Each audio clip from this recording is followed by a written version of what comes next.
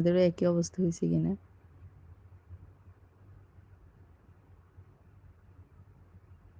এখন কি এটাতে ব্লু দিব?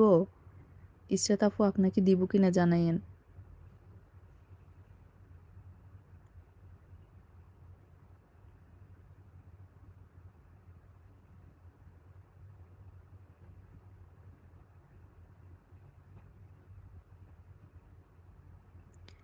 আপু ব্লগ কিভাবে খুলে আমি নিজেও জানি না। আমাকে ইউটিউব থেকে বলা হয়েছে যে ১ম দিন বলা হয়েছে আপনার ২৪ ঘন্টা পর্যন্ত আমি কাউকে কমেন্ট করতে পারবো না।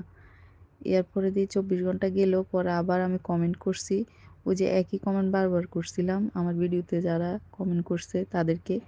তো এরপরে দিয়ে আবার ব্লক করে দিয়েছে ২৪ ঘন্টার জন্য।